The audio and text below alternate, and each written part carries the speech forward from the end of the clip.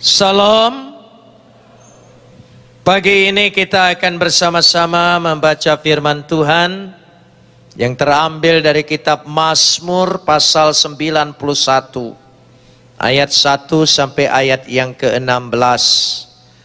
Mazmur pasal 91 ayat 1 sampai ayat 16. Kita akan membacanya saling sahut bersahutan. Saya akan awali ayat yang pertama, lalu jemaat menjawab ayat yang kedua, dan seterusnya saling ganti bergantian sampai tiba pada ayat yang ke-16.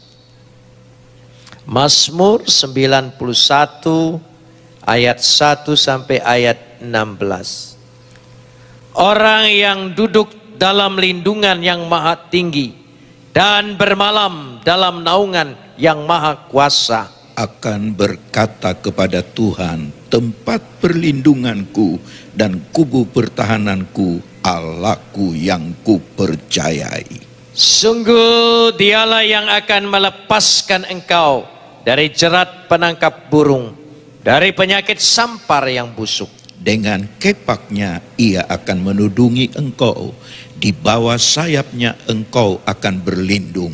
Kesetiaannya ialah perisai dan pagar tembok.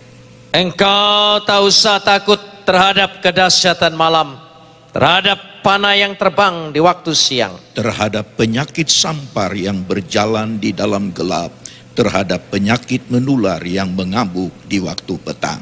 Walau 1000 orang rebah di sisimu dan 10.000 di sebelah kananmu, tetapi itu tidak akan menimpamu. Engkau hanya menontonnya dengan matamu sendiri dan melihat pembalasan terhadap orang-orang fasik. Sebab Tuhan ialah tempat perlindunganmu, yang maha tinggi telah kau buat tempat perteduhanmu. Malapetaka tidak akan menimpa kamu dan tulah tidak akan mendekat kepada kemahmu. Sebab malaikat-malaikatnya akan diperintahkannya kepadamu untuk menjaga engkau di segala jalanmu. Mereka akan menatang engkau di atas tangannya, supaya kakimu jangan terantuk kepada batu. Singa dan ular tedung akan kau langkahi. Engkau akan menginjak anak singa dan ular naga. Sungguh hatinya melekat kepadaku, maka aku akan meluputkannya. Aku akan membentenginya sebab ia mengenal namaku. Bila ia berseru kepadaku, aku akan menjawab. Aku akan menyertai dia dalam kesesakan. Aku akan meluputkannya dan memuliakannya. Dengan panjang umur akan kukenyangkan dia, dan akan kuperlihatkan kepadanya keselamatan daripadaku. Kapot lecha Adonai Elohenu kapot lecha. Segala kemuliaan ya Adonai Tuhanku, kemuliaan bagimu. Saudara-saudara yang dikasihi Tuhan, Mazmur 91 dari sejak zaman Salomo menurut kitab Targum sudah menjadi tradisi bagi orang Yahudi, yaitu Mazmur ini dianggap sebagai satu doa untuk menangkal daripada si jahat. Karena itu jika ada orang kerasukan, jika ada kuasa-kuasa kegelapan, hal itu selalu didoakan melalui Mazmur 91. Karena dari situlah kalau saudara ingat di dalam Matius 6 ayat 12b, dalam kelompok doa Bapa kami, lepaskanlah kami daripada yang jahat. Doa lepaskanlah kami daripada yang jahat berlatar belakang Mazmur 91. Mengapa demikian? Apa yang diajarkan oleh Yesus sesungguhnya jalin menjalin sebagai tali simpul, sebagai anyaman yang tidak dapat dipisahkan dalam perjanjian lama. Dari situ dikatakan di sini maksudnya apa? Mari kita lihat pada ayat yang pertama. Orang yang duduk dalam lindungan yang maha tinggi dan bermalam dalam naungan yang maha kuasa. Bahasa Mazmur ini bahasa sastra Ibrani yang tinggi, memiliki bahasa metafora, kiasan-kiasan, perumpamaan-perumpamaan. Kata orang yang duduk dalam lindungan memakai kata Yosef Beseter. Kata Yosef itu memakai kata V, huruf V. Itu artinya duduk. Tapi kalau Yosef memakai kata VH, itu artinya dimuliakan. Beda sedikit ucapannya, maka berbeda juga artinya. Yosef Beseter duduk dalam lindungan. Memiliki makna secara harfiah berarti duduk di tempat rahasia. Kata-kata ini menggambarkan, menurut pemikiran orang Yahudi, menggambarkan tentang duduk di ruangan Maha Kudus. Karena kemah ibadah orang Yahudi itu memiliki 3 ruangan, halaman, ruangan kudus, dan ruangan Maha Kudus. Dan di ruangan Maha Kudus itu hadirat Tuhan, dan Tuhan turun di sana, dan hanya imam besar yang boleh masuk ke sana. Itu pun setahun sekali. Disitulah dianggap tempat rahasia. Disitulah tempat duduk dalam hadirat Tuhan. Itu arti duduk dalam naungan. Yosef Beseter. Lalu dikatakan sini bermalam dalam naungan yang maha kuasa. Kata bermalam dalam naungan memakai kata Betsel Yitlonan. Kata Betsel Yitlonan berarti berada dalam bayang-bayang. Kalau saudara berteduh dalam awan yang cukup gelap, sehingga saudara berada di sana, saudara tidak kena terik panas. Itu maksudnya, yaitu berteduh. Yaitu itu yang dimaksudkan juga, yaitu bermalam dalam naungan. Nah saudara, apa maksudnya duduk dalam lindungan dan bermalam dalam naungan? 2 kata ini, kalau dia bisa duduk sebagai tamu sampai bermalam, itu bukan tamu biasa, itu tamu istimewa. Pasti dia memiliki hubungan yang istimewa, hubungan yang erat, ikatan, setidak-tidaknya keluarga, pasti sesuatu, sehingga dia bukan hanya datang sebagai tamu, tapi dapat juga bermalam dan tinggal di sana. Itu arti duduk beseter tadi. Sehingga 2 hal ini kalau kita maksudkan di situ, betapa akrabnya orang ini, punya hubungan yang istimewa, punya ikatan yang begitu kuat, sehingga bisa duduk dan bermalam. Itu maksud kalimat dari ayat ini. Di satu pihak. Di pihak lain, dia duduk dengan yang maha tinggi, Elyon, dalam bahasa Ibrani, yang maha kuasa, El Shaddai. 2 kata ini dimengerti oleh orang Yahudi. Kata Elyon, dia yang maha tinggi, maha kuasa, maha kudus, maha mulia, maha agung, yang tidak terhampiri. Itu kata Elyon, artinya tidak terhampiri. El Shaddai, maha kuasa, dan kekuasaannya tidak terhingga, tidak tersaingi, tidak tertandingi, tidak tersampingi, sehingga segala-galanya kekuasaan berada di dalam dia, untuk menunjukkan tidak ada satu makhluk pun dapat hidup di hadirat Tuhan, karena dia tidak kompromi dengan sedikit apapun, kenajisan apapun. Nah bagaimana? 2 hal ini yang kontradiksi kelihatan. Di satu pihak duduk dalam naungan, lalu bermalam di dalam lindungannya, menunjukkan keakraban hubungan, ya, menunjukkan istimewanya sebuah hubungan, eratnya sebuah hubungan. Sementara yang mau dihubungin itu yang maha tinggi, yang maha kuasa, Elyon dan El Shaddai. Tidak mungkin 2 hal ini bisa bersatu, tapi dimungkinkan hanya satu, karena firman yang ada dalam diri Bapa itu keluar menjadi manusia menjadi namanya siapa? Yesus. Lewat Yesus inilah yang maha tinggi Elyon itu, El Shaddai itu bisa akrab dengan kita, bisa begitu dekat hubungannya, bisa memiliki hubungan yang istimewa, ikatan yang kuat karena satu, Yesus. Karena itu Yesus berkata, akulah jalan, kebenaran dan hidup, seorang pun tidak sampai kepada Bapa kalau tidak melalui aku. Itulah keistimewaan yang dimiliki oleh orang percaya. Beri kemuliaan bagi Tuhan.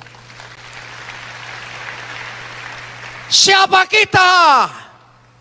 Kita tidak layak untuk berhubungan, akrab, berjumpa, bersekutu, bermalam, sehingga menjadi seperti ikatan yang luar biasa.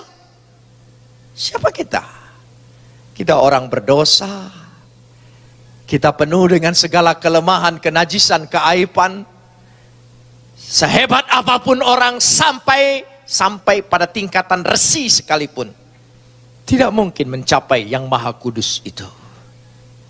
Tetapi Yesuslah jalan pengantara kita, yang mempertemukan itu sehingga kita bisa disebut menjadi anak-anaknya. Orang yang percaya diberi kuasa untuk menjadi anak-anaknya. Itulah anugerah yang terbesar yang Tuhan berikan kepada kita. Hanya lewat Yesus, tubuh dan darahnya yang menjadi jaminan bagi kita untuk berjumpa dengan Dia. Mari kita bersyukur untuk itu semua. Amin, saudara. Angkat tanganmu tanda bersyukur kepada Dia. Betapa besar kasih-Nya, anugerahnya, kemurahannya, belas kasihannya. Itu mujizat yang terbesar di dalam hidup kita. Amin, saudara. Mujizat yang lain itu bonus. Tapi mujizat yang besar ketika kita dihubungkan dengan Bapa kita di sorga. Pagi ini kita menghadapi itu. Tubuh dan darahnya kita imani. Itu meterai. Dan untuk menghidupi hubungan yang dimeteraikan itu, untuk menghidupinya, Dia tidak beri pada pribadi yang lain. Dia berikan rohnya sendiri. Supaya kita bisa berjumpa, bertemu, hidup di dalam Dia. Itu artinya akrab, hidup, bergaul, berjalan bersama di dalam Dia. Hanya satu pengantara kita, Yesus Kristus. Amin. Beri kemuliaan yang sebesar-besarnya. Bagi Dia kemuliaan luar biasa. Itulah anugerahnya. Patut kita syukuri.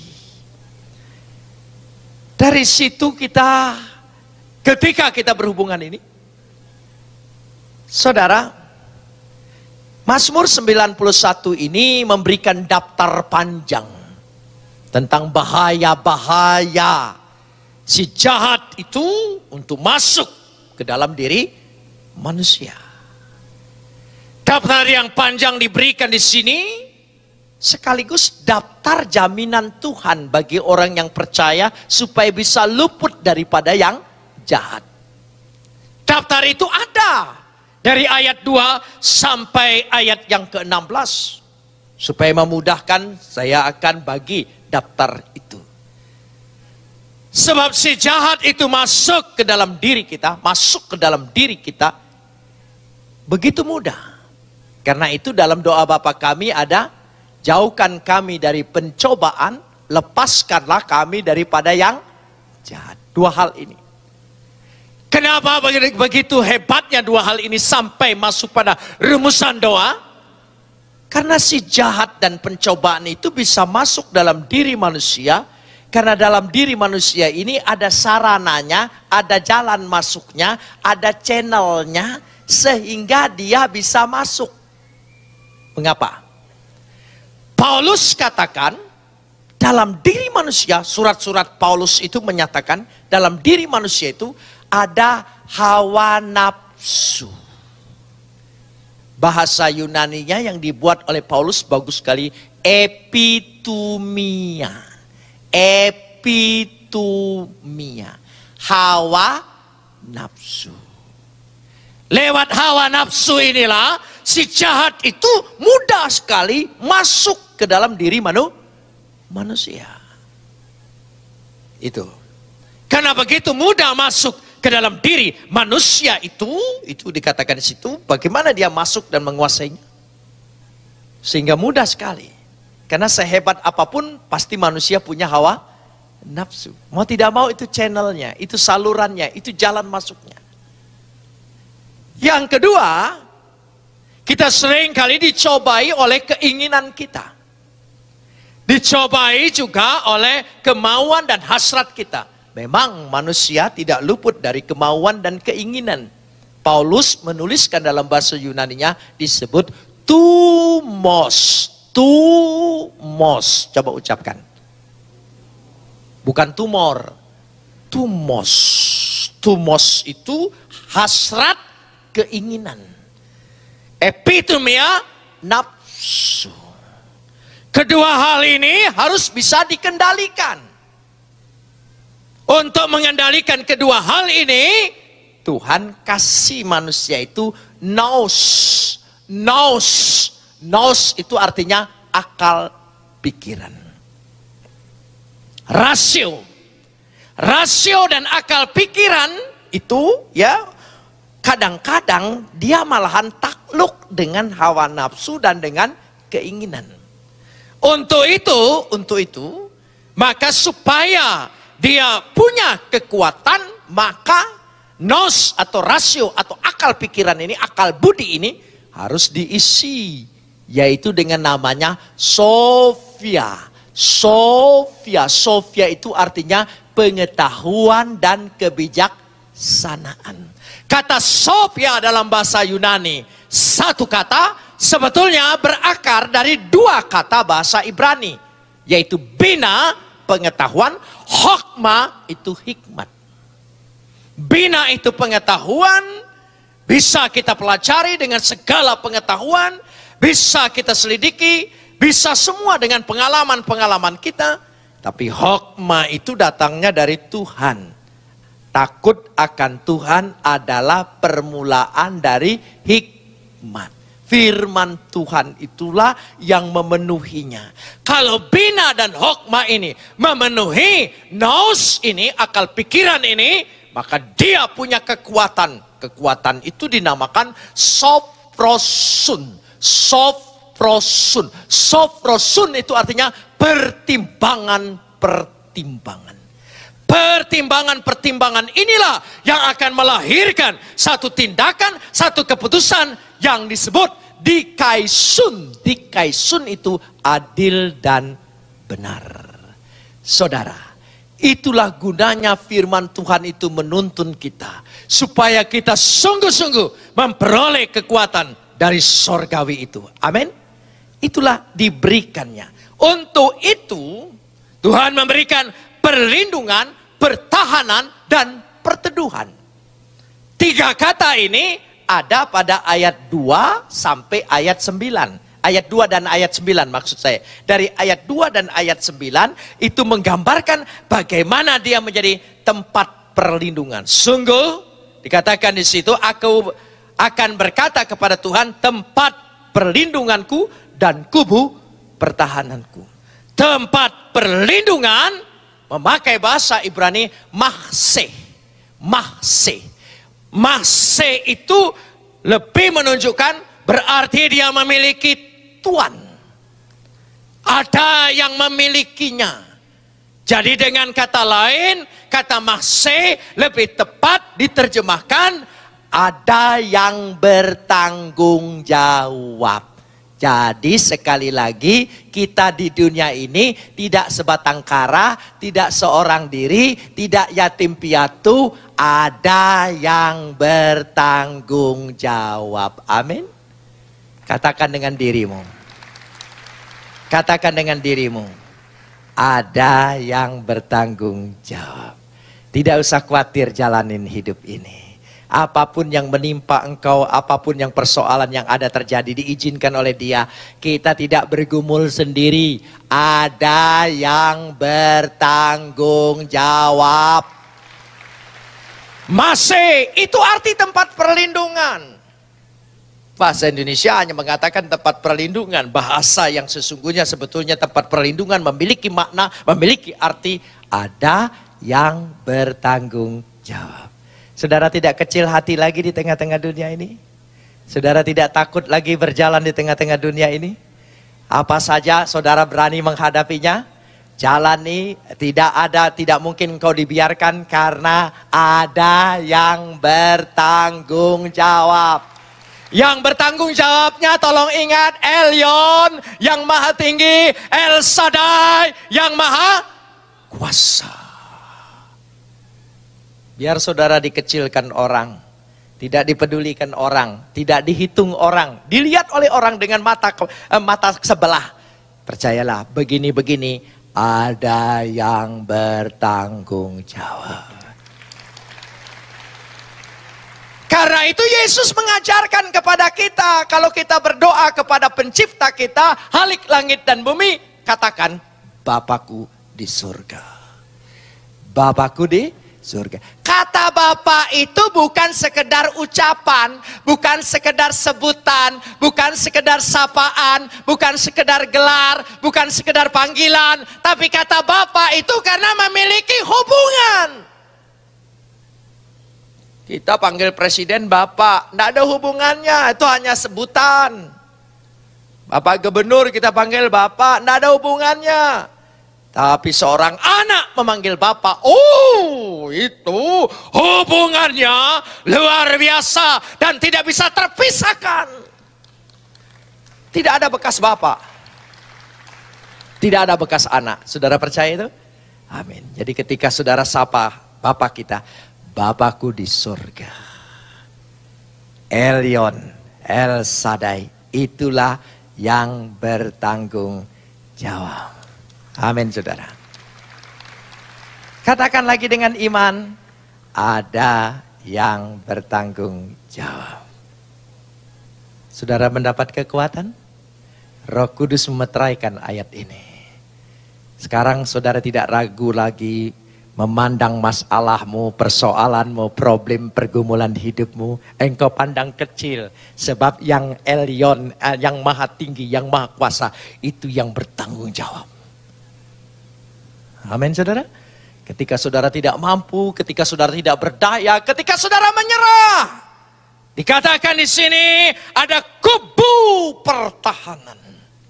Kata kubu pertahanan memakai kata mesudda. Kata mesudda itu artinya dia ada tempat pelarian, dia ada tempat berlindung.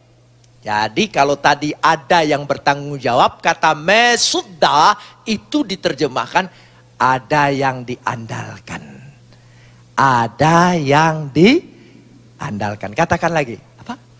Ada yang, katakan pada dirimu, ada yang diandalkan. Engkau lemah, engkau tidak kuat, engkau barangkali perlu bantuan, engkau barangkali sepertinya tidak mampu lagi. Tapi katakan dengan dirimu, hadapi semua hidup itu. Ada yang diandalkan. Amin saudara, itu kedua. Yang ketiga pada ayat yang ke-9, karena 2 dan 9 ini saudara kembar, tempat perteduhan. Tempat perteduhan itu bernama Maon. Maon. Maon itu gambarannya bagaikan seorang anak yang sedang berlindung dalam pelukan ibunya. Biasanya anak kecil kalau digangguin saudaranya, dia lari ke mana berteriak? Lari ke ibunya. Lalu ibunya memberikan perlindungan, digendong dia, diangkat dia, didekap dia. Oh, berarti ada tempat yang nyaman. Itulah Maon. Jadi mahse, ada yang bertanggung jawab. Yang kedua, mesudda, ada yang diandalkan. Yang ketiga, Maon, artinya ada tempat yang nyaman. Saudara percaya dengan 3 hal itu? Saudara tidak perlu takut lagi menjalani hidup ini. Di tengah dunia ini, meskipun dunia bergolak, apapun yang kita hadapi, percayalah. 3 hal ini akan menjadi meterai milikmu kekal selama-lamanya. Boleh saja kita hadapi rintangan, tantangan, hambatan, semua boleh saja. Tapi aku pasti beroleh jalan keluar. Karena aku punya apa? Mahse, Mesudah, dan Maon. Itu daftarnya. Nah, untuk itulah sekarang mulai masuk. Diberikan daftar-daftar musuh yang jahat. Secara bahasa metafora digambarkan dari ayat yang ketiga sampai semua ayat. Sekaligus memberikan daftar jaminan dari Tuhan supaya engkau dapat luput daripada si jahat itu. Tapi saya akan buat dulu daftar-daftar si jahat yang menjadi hambatan musuh-musuh kita yang harus kita hadapi. Yang pertama dikatakan pada ayat yang ketiga, jerat penangkap burung. Jerat penangkap burung. Kata jerat untuk menunjukkan jebakan. Karena memakai kata mifah yagus. Kata mifah yagus yang dimaksudkan jebakan itu cobaan-cobaan yang datangnya dari si jahat. Yaitu iblis. Iblis seringkali menjebak kita. Hati-hati, waspada. Kelihatannya manis, tapi itu harus hati-hati. Saya kasih ilustrasi begini, hati-hati dengan jebakan iblis. Saya tidak mau kasih contoh di Indonesia, karena orang Indonesia itu gampang tersinggung. Gitu. Kalau tersinggung itu bukan hanya marah, tapi ngamuk, itu masalahnya. Jadi saya mau kasih contoh Italia saja. Italia itu terkenal selain dengan sepatunya, apanya, tapi terkenal dengan mafianya. Ya, Italia terkenal dengan mafianya. Ada seorang mafia, jahat sekali tentunya. Dalam kejahatannya, dia berhadapan dengan polisi dan dia ditembak oleh polisi. Waktu dia ditembak oleh polisi, dia betul-betul kritis. Dibawa ke rumah sakit sambil diborgol. Dan sementara dia kritis di ruangan ICU, dia mendapat penglihatan. Dia dibawa oleh setan ke tempat setan di neraka. Waktu dia dibawa ke neraka, dia takut sekali. Tapi begitu sampai di neraka, ketakutannya tidak ada. Ternyata neraka itu terang benderang, bagaikan lampu-lampu di Las Vegas. Wanita berpakaian bikini hilir mudik melayani. Wah, lalu dia pikir, wah ini cocok buat saya. Dia senang sekali. Akhirnya dia sadar. Waktu dia sadar, dia bukan tambah baik, tambah jahat. Setelah dia bebas, dia berbuat jahat, lebih jahat lagi. Akhirnya ditembak betul-betul, mati. Waktu mati dia senang dibawa ke neraka. Ternyata sampai di neraka, api sedang bernyala-nyala.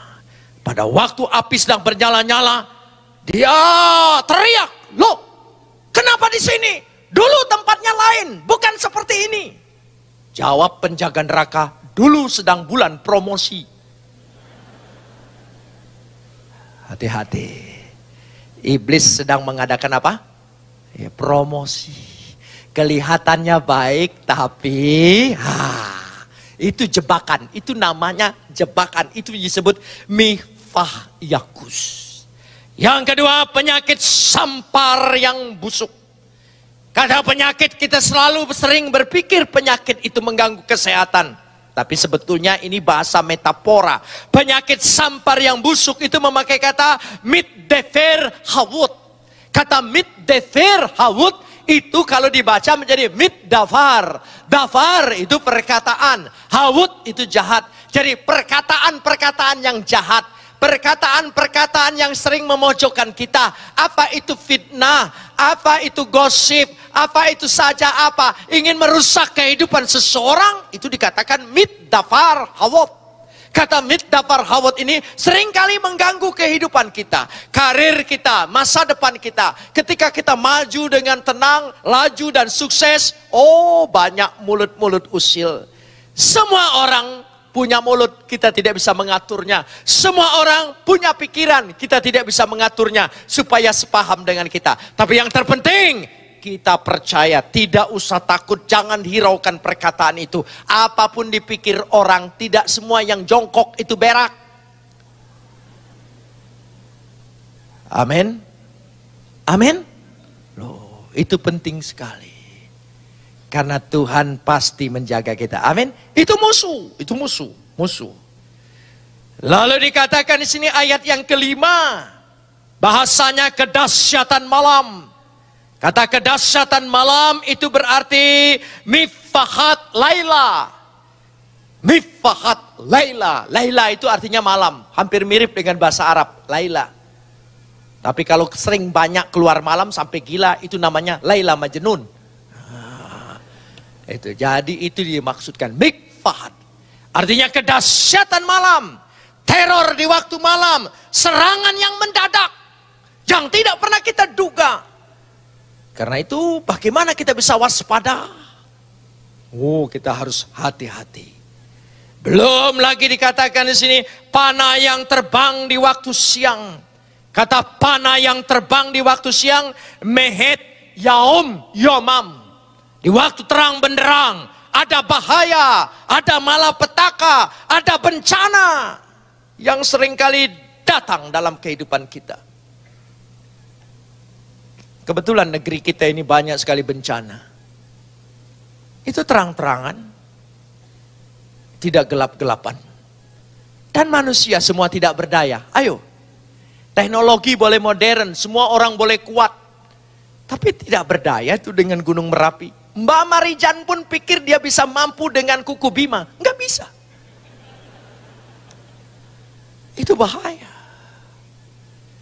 Belum lagi hidup di tengah terang-terangan ini, bahaya. Banyak bahayanya hidupmu.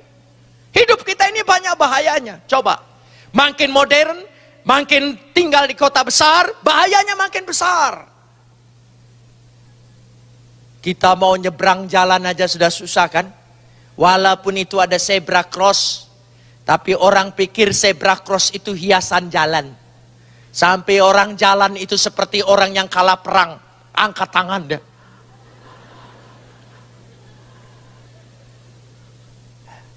Mau lewat jembatan penyeberangan, oh diintai oleh copet dan perampok. Sudah dirampok mau lapor, lebih rugi lagi. Aduh, di mana tempat yang aman? Itulah hidup manusia.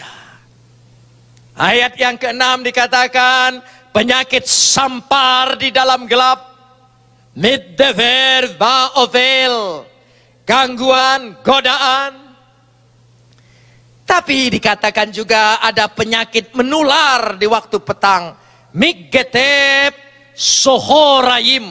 Nah, ini betul-betul baru penyakit. Penyakit yang berkembang. Walaupun ilmu kedokteran itu tinggi, alat-alat kedokteran itu luar biasa canggihnya, tapi kalah cepat dengan penyakit. Seringkali dokter angkat tangan lalu berkata, belum diketahui penyakitnya apa. Tidak sakit apa-apa, tapi kita sakit. Wow. Itu penyakit terus saja kemana-mana. Ayat yang ke-10 berbicara malapetaka, ra'a, kejahatan itu ada di mana-mana dan kejahatan itu meningkat kualitasnya. Orang jahat makin pinter. Bayangkan saja, kepolisian pun kalah cepat dengan orang jahat. Ya. Neka, tulah-tulah yang sama menyerang kita. Ayat 13 lebih lagi. Dikatakan singa dan ular tedung. Kata singa dan ular tedung dalam bahasa metaforanya untuk menjelaskan kata sahal wa feten. Kata sahal wa feten, singa dan ular tedung itu adalah lingkungan kita. Pada lingkungan kita, kita pikir teman, tidak tahu kita dimakan oleh teman. Kita pikir ini keluarga, tidak tahu kita dikhianati justru oleh keluarga. Banyak hal yang terjadi di dalam kehidupan kita, sehingga kita bingung siapa yang harus dipercayai. Seolah-olah tidak ada lagi orang yang bisa dipercayai. Kalau begitu bagaimana cara kita hidup di gunung sendirian? Gunungnya juga meledak.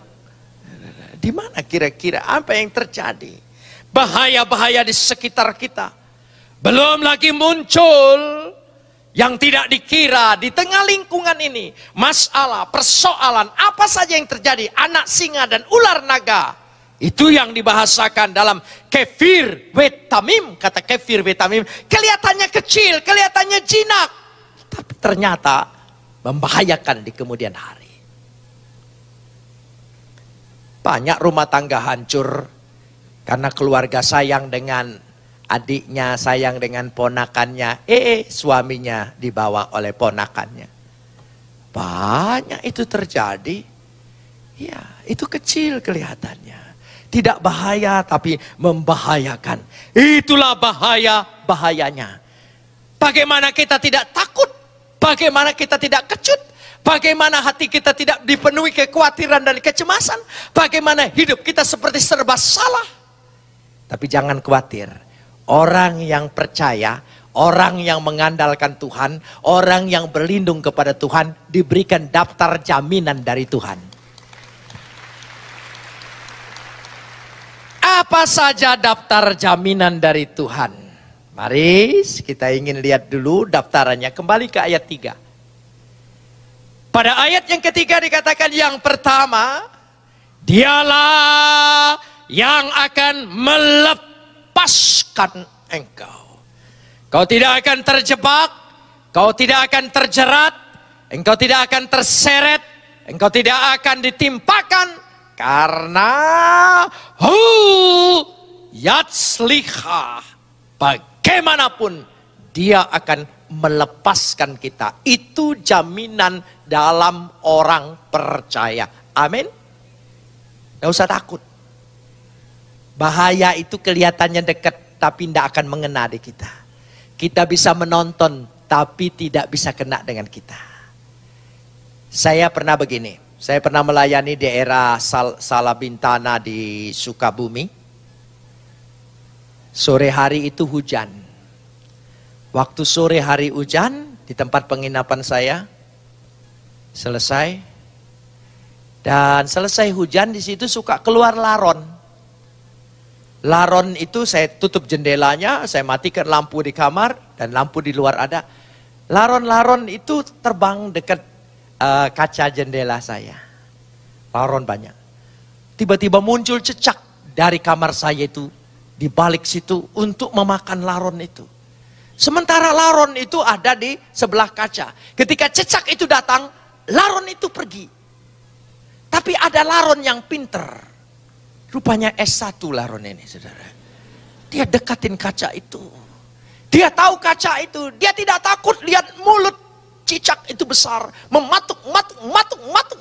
Dia tenang saja di situ nempel. Ini laron Kristen barangkali ya, saudara. Iya. Sudah, saya tinggal tidur. Pagi-pagi waktu saya membuka jendela, keinjak mayat cecak. Mulutnya berdarah sambil terbuka. Saudara, jadi orang Kristen itu tidak usah takut. Walaupun kelihatannya nyerempet. Tuhan hanya izinkan dalam diri kita itu nyaris. Saya katakan nyaris, paling tinggi orang Kristen itu nyaris. Coba ucapkan. Saudara ngerti nyaris? Nyaris doang. Nyaris bangkrut, nyaris ini. Nyaris tidak akan benar-benar terjadi. Amin. Oh itu. Kenapa? Karena dikatakan di sini ayat yang keempat, dengan kepaknya ia akan menudungi engkau. Di bawah sayapnya engkau akan berlindung. Maksudnya sayapnya akan mengangkat engkau tinggi. Kesetiaannya dan perisainya pagar tembok. Ayat 8 dikatakan engkau hanya menonton dengan matamu sendiri. Kita hanya menonton. Itu tadi yang saya terangkan. Malapetaka tidak akan menimpa engkau. Tula tidak akan mendekat kepada kemahmu. Itu ayat 10. Ayat 11. Mari kita baca bersama-sama. Saya senang dengan ayat 11 ini. Ayat 11 ini favorit saya. Ayat 11. Kita baca bersama-sama. 1, 2, 3. Sebab malaikatnya akan diperintahkannya kepadamu untuk apa? Menjaga engkau di segala jalanmu. Mereka akan menatang engkau di atas tangannya supaya kakimu jangan terantuk. Wow, senang sekali saya. Malaikat-malaikatnya. Ki mal'ahaf yesawehlah. Sebetulnya bukan malaikat. Pasukan malaikat. Pasukan itu paling kecil satu regu isinya 12 loh. Saya mengimani batalion ini saudara. Di atas pasukan, di atas peleton batalion. Mungkin resimen lebih tinggi lagi. Barangkali begitulah. Sehingga malaikat-malaikat itu diperintahkannya untuk menjaga engkau. Saudara percaya ada makhluk sorga yang bernama malaikat? Mengimani ada malaikat? Tuhan perintahkan untuk jaga kita. Di segala jalan. Karena dia makhluk sorga, kalau dia hadir agak sedikit aneh. Karena tidak terlihat dengan kasat mata. Jadi kalau dia hadir agak sedikit perasaan aneh. Kalau saudara pergi ke kamar mandi malam-malam seperti ada yang ngikutin. Itu bukan hantu. Orang percaya harus percaya itu malaikat. Diperintahkan Tuhan untuk mengawal kita sampai WC. Duduk pun ditungguin di situ. Amin. Ini saudara lain sebagai orang percaya, tidak percaya malaikat. Jadi kalau ada bulu roma berdiri sedikit, ada rasa-rasa yang ngikutin. Saudara selalu pikir itu apa? Hantu, dasar keturunan hantu. Jadi percayanya hanya dengan hantu. Mulai siang ini, kalau ada rasa-rasa seperti itu, katakan itu apa? Oh, malaikat, amin, beri kemuliaan. Malaikat. Kalau saudara sedang lihat ke jendela di tempat gelap di halaman rumah, sedang ada sekelebat bayangan, itu. Jangan bilang hantu. Itu apa? Malaikat. Oh, malaikatku ada di halaman, malaikat di sana, malaikat di sini. Saya kalau sering ke daerah, tinggal di hotel, dikasih kamar yang bagus, besar, ada ruangan tamunya. Sementara saya tidur, saya pikir-pikir suka ada kayak ada orang yang ada di ruangan tamu sedang ngomong-ngomong, ngumpul-ngumpul. Saya pikir, oh malaikat sedang jaga saya. Amin saudara. Iya, saya tidak punya karunia kesetanan, sedikit-sedikit setan, sedikit-sedikit setan. Saya punya karunia kemalaikatan, malaikat semua. Amin saudara. Ya, mulai saat ini saudara percaya itu malaikat? Loh, masa lebih percaya hantu sih? Itu karena terpengaruh sinetron itu tuh. Jangan suka banyak nonton TV tuh. Gitu, suster ngesot lah segala macam lah, inilah. Saya tidak peduli. Yang penting malaikat. Kalau saya jalan tiba-tiba ada rasa bulu roma berdiri gitu. Oh, malaikat hadir. Terima kasih Tuhan sebab ayat ini berkata, engkau perintahkan untuk menjaga aku dari segala jalanku. Kalau anak kecil ketakutan, bacain ayat ini. Doktrin ayat ini. Amin saudara? Oh iya. Jangan tambah nakut-nakutin. Ayo di sana ada apa? Ayo. Setelah anakmu takut, kita sendiri yang susah saudara. Kalau dia bilang, anak sering lihat. Anak kecil kan sering lihat.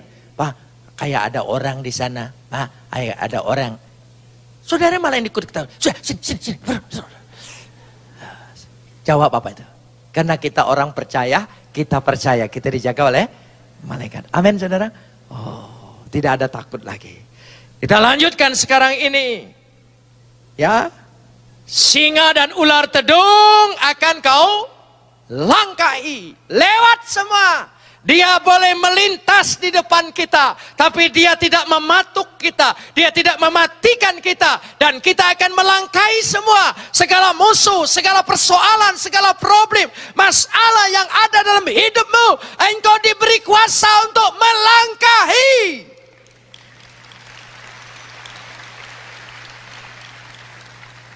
Seandainya dia sudah dekat. Baca ayat yang ke-13 ini. Seandainya dia sudah dekat. Ya. Dikatakan di situ.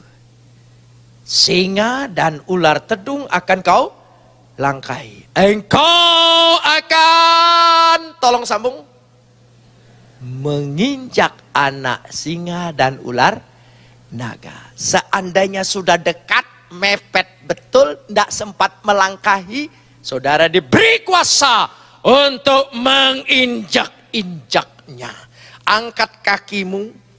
Sekarang juga praktekkan. Dalam nama Yesus.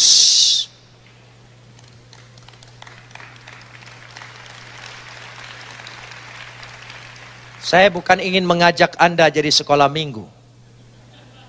Tapi setiap perkataan firman Tuhan, setiap katanya saya sangat imani. Karena itu bagian kepercayaan saya yang tidak bisa dilepaskan. Dan saya senang mempraktekkannya. Karena dengan iman demikian dia akan bertumbuh dan menjadi kekuatan bagi kita. Karena semua yang tertulis akan dikerjakan oleh Roh Tuhan yang bekerja di dalam kehidupan kita. Saya percaya ketika engkau keluar dari sini, engkau punya kuasa melangkahi dan sekaligus menginjak-injak. Kenapa saya katakan menginjak? Karena bahasa Yunaninya, bahasa Ibraninya, tirmos, kefir wetanim. Kata wetamim itu memang anaknya. Tetapi kata tirmos bukan hanya menginjak. Sebetulnya kata majemuk ini. Kalau tidak menjemuk, tidak pakai S dia. Tirmos itu berarti artinya menginjak-injak. Bukan sekali injak, tapi menginjak-injak. Saudara percaya kita diberi kuasa untuk apa? Melangkahi. Kalau sudah mepet, apa? Menginjak. Tidak mungkin terkalahkan. Maka ayat yang ke-14. Coba kita baca ayat 14. Sungguh hatinya melekat kepadaku, maka aku akan, tolong sambung, meluputkan. Saudara pasti luput dari segala sesuatu. Amin. Saudara mengimani? Luput dari segala sesuatu. Karena apa? Ayat 15. Ayat 15. Mari kita baca ayat 15. Bila ia berseru kepadaku, Tuhan berjanji apa? Aku akan menjawab. Aku akan menyertai dia dalam kesesakan. Aku akan meluputkannya dan memuliakannya. Biar ini jadi bagian kita semua saat ini dalam nama Yesus. Amin saudara. Ya, sekarang giliran bonusnya. Ini bonus ayat 16. Ayat 16 ini bonus. Dengan panjang umur akan kukenyangkan dia. Dengan panjang umur akan kukenyangkan dia. Oreh Yamim Asbi Ehu. Kata oreh itu panjang umur. Panjang sekaligus diberkati. Panjang sekaligus sehat. Panjang umur penyakitan buat apa? Panjang umur sehat bisa menikmatinya. Tuhan berikan. Akan kukenyangkan engkau. Jadi semua orang percaya. Engkau diberi bonus yaitu umur panjang.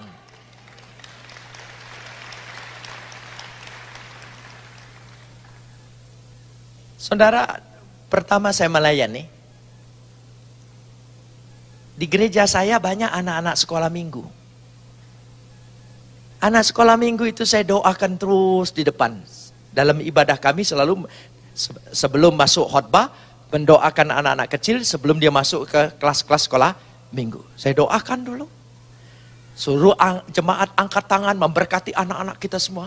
Berkati orang tuanya dengan umur yang panjang, rezeki yang berlimpah supaya anak ini dapat terpelihara dan dengan baik. Sekarang anak-anak sekolah minggu itu sudah sekian tahun. Baik dia bukan hanya jadi pemuda. Dia melayani bersama saya. Jadi majelis bersama-sama. Padahal itu dulunya murid sekolah minggu.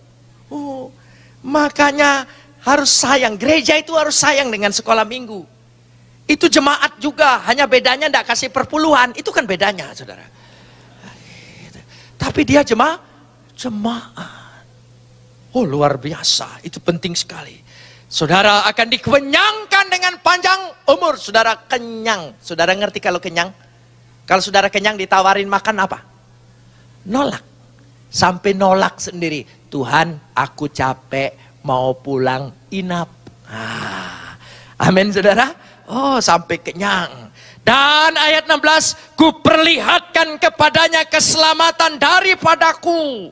We'arehu besu'ati. Bukan hanya keselamatan, sebetulnya terjemahannya lebih tepat menunjukkan perbuatan-perbuatan ajaib selama hidupmu. Tuhan akan menunjukkan perbuatan-perbuatan ajaib dalam hidup kita. Amin, saudara. Oh ya. Karena dia ingin menunjukkan perbuatan-perbuatan ajaib, jangan menyesal, jangan marah, jangan kecewa. Kalau Tuhan izinkan ada masalah, ada persoalan dalam hidup kita, supaya dengan doa engkau bisa tahu melihat bahwa Tuhan mendengar doamu. Tandanya engkau punya komunikasi dengan Tuhan. Ketika engkau kepepet, dia tepat waktu menolong kita, tangannya tidak pendek untuk menjangkau kita. Engkau mengalami semua perbuatan ajaib itu. Karena kata-kata di sini, kuperlihatkan. Bagaimana kita bisa melihat semua perbuatan-perbuatan Tuhan kalau kita tidak mengalami masa-masa yang kritis? Saudara mengamini? Oh, karena saya percaya janji Tuhan. Ayat yang kelima, kita terakhir baca. Kalimat, mari kita baca bersama-sama. 1, 2, 3. Katakan apa? Engkau tak usah takut. Saudara percaya? Lo tire. Tidak usah khawatir. Tidak usah cemas. Tidak usah takut. Itu arti lo tire. Lo itu tidak. Tire itu takut. Tire itu cemas. Tire itu gelisah. Lo tire. Lo tire. Kalau ditawarin nggak mau, bahasa Ibraninya katakan lo. Itu lo tire. Tidak usah takut. Coba katakan dengan yang sebelah. Tidak usah takut. Tidak usah takut. Amin, saudara. Jalani. Bilang dengan istri, meskipun ada utang, ada kredit yang belum kebayar, katakan di sebelah sambil peluk dia, tidak usah takut. Kita pasti dapat luput, kita pasti dapat lepas, kita pasti dapat menyelesaikan, kita pasti berhasil. Amin. Coba praktekkan, peluk istrimu. Jangan peluk istri orang ya. Peluk istrimu. Disuruh peluk malu-malu. Istri sendiri kok. Pembantu dipeluk gak malu-malu. Gitu. Amin, saudara. Jangan takut. Katakan apa? Jangan takut. Katakan dengan dirimu. Jangan takut. Apapun yang kuhadapi, mau singa, mau ular naga, mau anaknya, mau bapaknya, aku pokoknya diberi kuasa untuk melangkahi dan menginjak-injaknya. Saudara percaya? Nah, ayat yang terakhir kita baca kitab Yosua. Yosua pasal 21. Yosua pasal 21 ayat 45. Sebagai ayat yang terakhir sebelum kita menerima perjamuan. Yosua pasal 21 ayat 45. Jika semua sudah ketemu, kita mau baca ayat penutup ini. Ya. 1, 2, 3. Dari segala yang baik yang dijanjikan Tuhan kepada kaum Israel, tidak ada yang tidak dipenuhi. Jawab semua. Apa? Saudara percaya? Semuanya terpenuhi. Amin, saudara. Mari kita berdoa.